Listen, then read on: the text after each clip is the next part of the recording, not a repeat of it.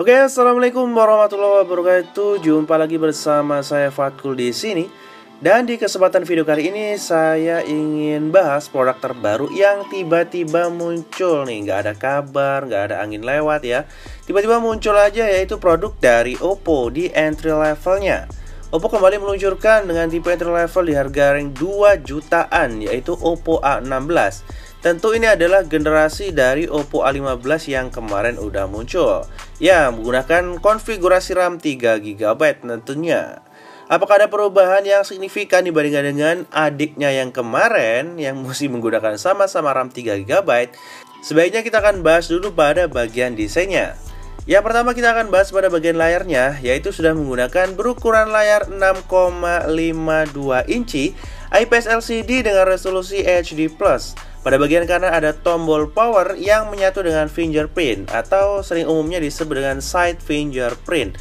Langsung aja kita coba fingerprintnya seberapa cepat dan seberapa kuat untuk sensornya merespon dari kecepatan tangan kita. Oke, nampaknya nyaris gak ada jeda dan gak ada komplain bagi saya buat side fingerprint seperti ini. Karena juga banyak banget dari harga 2 jutaan yang masih menggunakan side fingerprint ataupun back fingerprint, ini masih umum banget digunakan. Pada bagian kiri terdapat SIM tray dan tombol volume yang tentunya sudah menggunakan triple slot.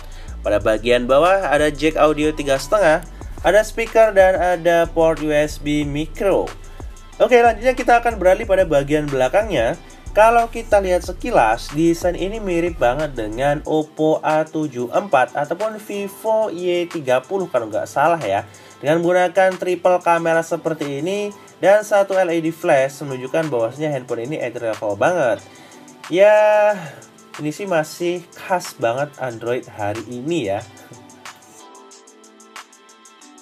Handphone entry level 2 jutaan kayak gini masih umum banget menggunakan bahan polikarbonat.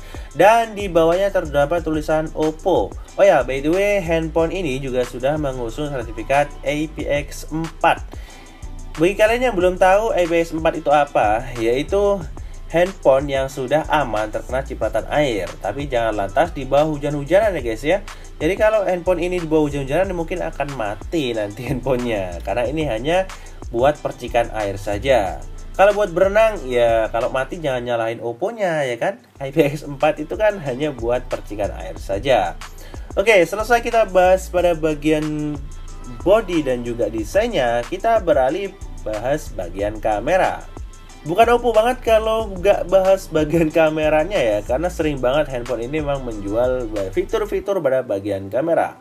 Untuk kamera belakangnya sendiri yaitu ada 13 megapiksel, 2 megapiksel, dan 2 megapiksel. Tentunya sudah menggunakan triple kamera. Sedangkan untuk kamera selfie-nya yaitu menggunakan 8 megapiksel. Biar nggak pada penasaran gimana hasilnya, yuk kita langsung coba aja untuk perekaman video dan fotonya dari kamera depan dan kamera belakang. Ya, ini adalah perekaman dari video Oppo A16 ya. Paling terbaru di tahun 2021, tepatnya di bulan Juli ya. Baru banget ya, nggak ada kabar apa-apa, tiba-tiba launching aja di satu handphone. Ini buat di sore hari, kondisinya seperti ini untuk hasil yang gambar yang dihasilkan ya. Kontrasnya jelek banget, jujur saya nggak nutup-nutupin ya, di warna daunnya nggak kelihatan. Jadi ini kayak kontras itu maksa banget buat ngambil gambar biar supaya terang gitu kan. Kalau di siang hari mungkin lebih perfect ya, mungkin lebih bagus lah. Berarti kalau buat malam hari mungkin tidak kita sarankan buat dipakai ngambil gambar ya. Kita coba kamera depannya sekarang. Ya, ini perekaman dari kamera depan Oppo A16. Tepatnya di jam 5 sore ya. Ini udah kelihatan gelap banget ya, kayak mendung dikit ya. Nah, ini kita di pinggir jalan raya. Ini kontrasnya juga sama, untuk noise-nya banyak noise banget ya, bintik-bintik gitu. Jadi kalau buat vlog malam, kamera depan dan belakang kurang rekomendasi buat saya. Jadi kalau buat siang hari mungkin akan lebih bagus hasilnya. Kebetulan saya buatnya sore ya ini ya, jadi agak gelap.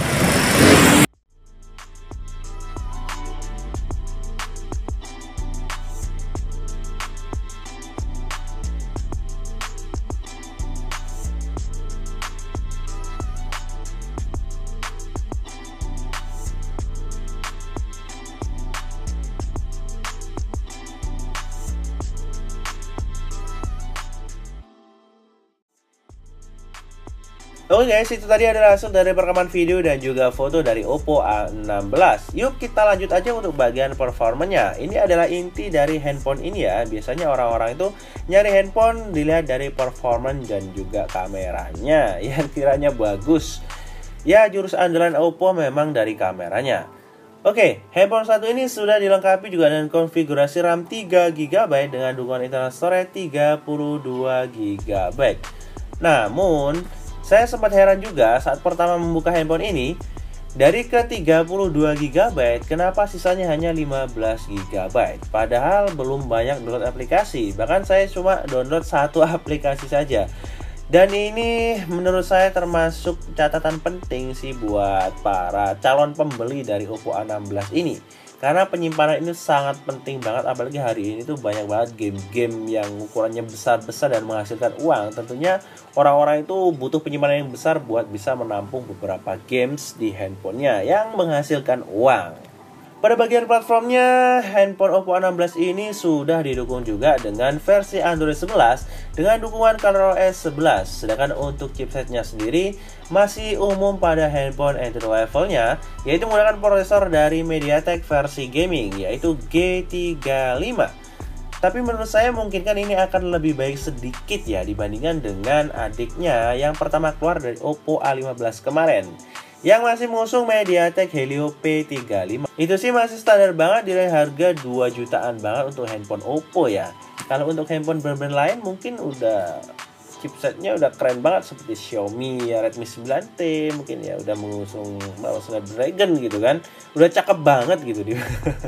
Tapi entahlah, Oppo memang seperti itu. Selalu membawa spesifikasi yang standar dengan harga yang agak tinggi. Mungkin karena sudah brand yang udah terkenal ya guys ya. Berbicara masalah prosesor yang lumayan bagus di harga 2 jutaan menggunakan prosesor gaming, tapi apakah kapasitas baterainya juga mendukung buat keasikan menggunakan prosesor tersebut?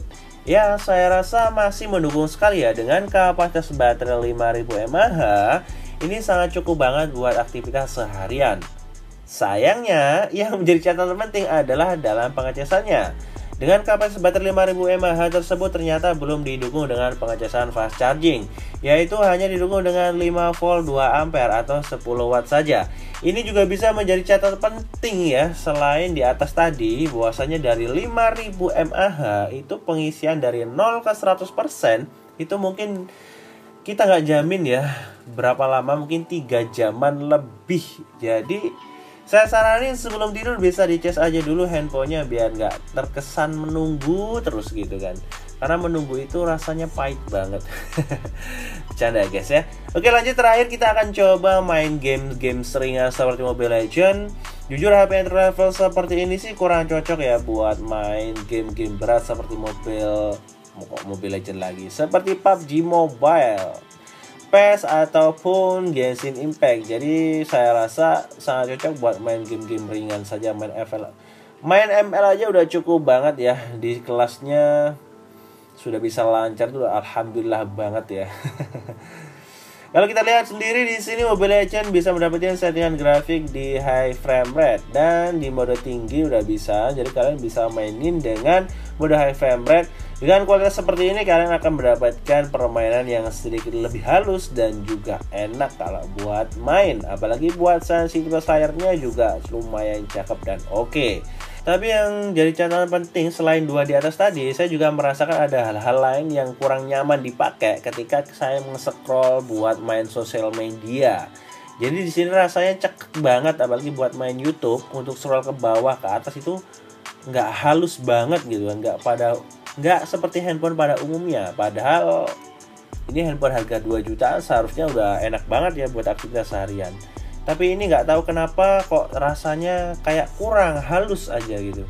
Masih jauh dari kata halus bahkan ya. Oke, itu tadi beberapa hal yang harus kalian perhatikan ketika mau beli handphone ini. Karena saya sudah merasakan sendiri pakai handphone ini, rasanya masih banyak kekurangan meskipun ada sedikit peningkatan dibandingkan dengan adiknya ya, Oppo A15. Di Oppo A16 nya udah banyak banget peningkatan seperti versi Android, bahkan untuk dari prosesornya juga jauh lebih oke ya ketimbang Oppo A15. Terima kasih ya sudah menyimak video ini sampai habis. Sampai jumpa lagi di video selanjutnya. See you, goodbye. Assalamualaikum warahmatullahi wabarakatuh.